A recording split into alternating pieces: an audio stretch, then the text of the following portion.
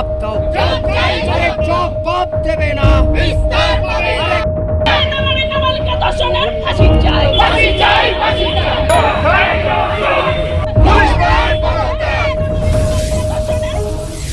রাজ্য জুড়ে চলছে আরজিকর কাণ্ডের প্রতিবাদ মিছিল। আজ মুখ্যমন্ত্রীর পদত্যাগের দাবি তুলে নবান্ন ঘেরাও অভিযানে সামিল হয়েছেন আন্দোলনকারীরা। এরই মাঝে কোচবিহার নিশিগঞ্জ সংলগ্ন চান্দামারিতে এক নাবালিকাকে ধর্ষণের অভিযোগ উঠল প্রতিবেশী ব্যক্তির বিরুদ্ধে। ঘটনার প্রতিবাদে কোচবিহার কোতোয়ালি থানার সামনে বিক্ষোভ জমান এলাকাবাসীরা। তাদের দাবি, প্রতিবেশী ওই ব্যক্তির 9 বছর বয়সী ওই নাবালিকাকে ধর্ষণ করে। এরপর অভিযুক্তের গ্রেপ্তারির দাবিতে সোমবার রাতে কোতোয়ালি থানায় বিক্ষোভ দেখায় এলাকাবাসীরা। রাতে অভিযুক্তকে গ্রেপ্তার করেছে কোতোয়ালি থানার পুলিশ।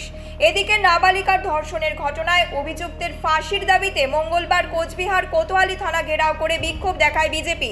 এদিন কোচবিহার জেলা বিজেপি পার্টি অফিস থেকে মিছিল করে কোতোয়ালি থানার সামনে এসে বিক্ষোভে সামিল হন বিজেপি নেতৃত্ব।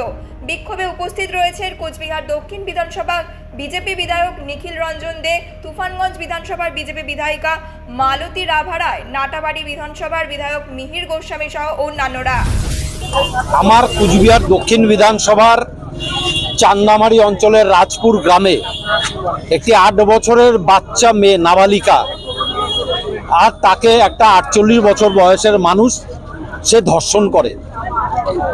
এবং তার কিছুক্ষণের মধ্যেই যখন আমার কাছে খবর এসছে, সেই সঙ্গে সঙ্গে সেখানকার যারা মানুষ তারা সেই ধর্ষককে আইডেন্টিফাইও করে।